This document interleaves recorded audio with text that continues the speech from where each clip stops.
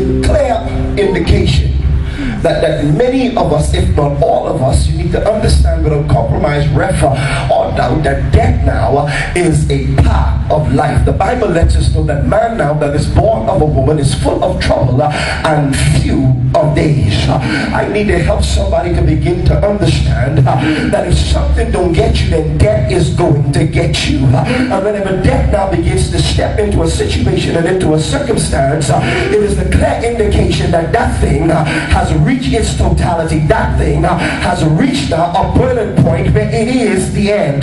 We understand the beginning, and every time it's the end, we become conflicted, we become confused, because every so often in your life, you will come to a place where you begin to realize that you're developing an attachment and an unnecessary affectation to things that are necessary in your life. And so what God will begin to do is cut some things off.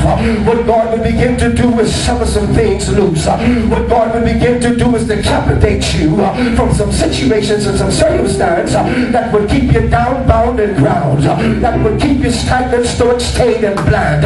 In other words, what it's doing now is hindering your progress. What it's doing now is causing you not to grow, flow, and show. What it's doing now is causing your life to be remained in one position. And so every so often, what the supernatural got to do is begin to dictate to the natural. Every now and then the kairos got to begin to talk to the chronos. Every now and then eternity got to begin to dictate to time, because sometimes we're caught in the natural. I heard Paul says that we should focus on the things that are not seen, but for whatever reason we find ourselves in opposition.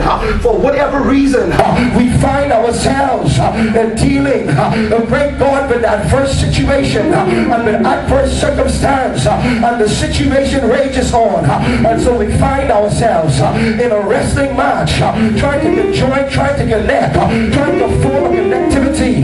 There's something that isn't ordained to remain in your life. There's something that God did not bless, that God did not sanctify.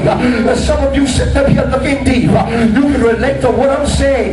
You know what it is to be in a relationship that ain't going nowhere, accomplishing nothing no time soon. It's a dead situation. You know what it is to be on a job. Ain't no room for growth. Ain't no room for promotion.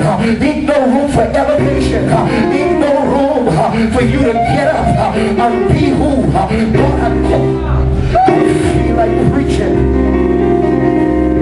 And so,